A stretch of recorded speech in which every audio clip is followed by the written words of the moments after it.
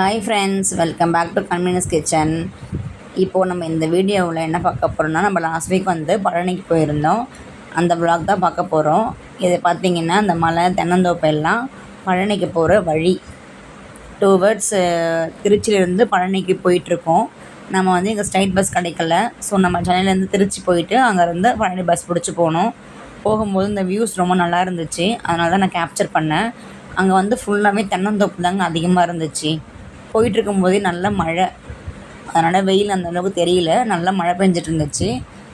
இது ஆல்மோஸ்ட் கொஞ்சம் பக்கத்தில் போயிட்டோம். பழனி நியர்பை போன அந்த வியூ தான் அது. எல்லாமே நிறைய தென்னந்தோப்பு, தென்னை மண்டின்னு சொல்லுவாங்க இல்லைங்களா, அதெல்லாம் நிறையா இருந்துச்சு. நிறைய தேங்காய்லாம் பறித்து போட்டிருந்தாங்க. நியர்பை கேரளா இல்லைங்களா பக்கத்தில், அதனால தான் போல் ஃபுல்லாகவே அந்த வியூ தான் பாருங்கள். அடுத்து வந்து பார்த்திங்கன்னா ரீச் பண்ணிவிட்டு ஃபஸ்ட்டு பிரேக்ஃபாஸ்ட்டு முடிச்சிட்டோம். பிரேக்ஃபாஸ்ட்டுக்கு வந்து நாங்கள் வந்து பொங்கல், அப்புறம் பார்த்திங்கன்னா தோசை அதான் ஆர்டர் பண்ணியிருந்தோம். நைட்டே ட்ராவல்ன்றதுனால யாருமே சரியாக சாப்பிடலை. அதனால் பிரேக்ஃபாஸ்ட் வந்து முடிச்சிட்டோம். நான் வந்து ஒரு கீ ரோஸ்ட் சொல்லியிருந்தேன்.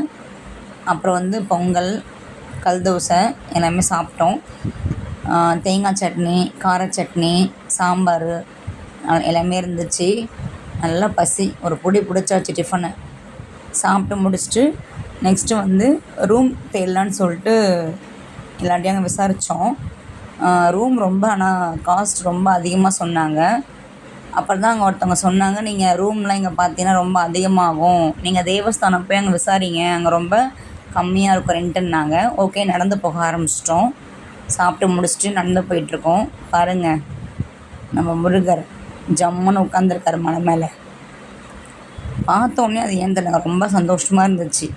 நல்லா இருந்துச்சு கிளைமேட்டும். மழை பெஞ்சு அப்போ தான் விட்டுருந்துச்சு. நான் நடந்து போயிட்டே வீடியோ எடுத்துன்னு தான் அப்படி ஷேக் ஆச்சு. கொஞ்சம் பக்கத்தில் போனோன்னு அங்கே பாருங்கள் எவ்வளோ பனிமூட்டம். அந்த மூட்டத்தில் பனிமூட்டம் எப்படி பார்த்தீங்களா, சூப்பராக இருந்துச்சு. நான் அதை பார்த்தோன்னே அங்கேயே நின்றுட்டேன். கூட வந்தவங்களும் நீ வந்தாவா வரல போனவங்க மட்டும் விட்டுட்டு போயிட்டாங்க. நான் மட்டும் நின்று அதை கேப்சர் பண்ணிட்டே இருந்தேன். நமக்கு தான் இயற்கை ரசிக்க ரொம்ப பிடிக்கும் இல்லைங்க, அதாங்க. என்ன மாதிரி யாருக்கெல்லாம் இயற்கை ரசிக்க பிடிக்கும் சொல்லிட்டு மறக்காமல் கமெண்ட் பண்ணுங்கள்.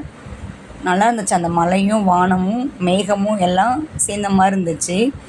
அப்புறமா நில்லுங்கடா நானும் வரேன்ட்டு வீடியோ எடுத்துகிட்டு ஓடிட்டு இருந்தேன்.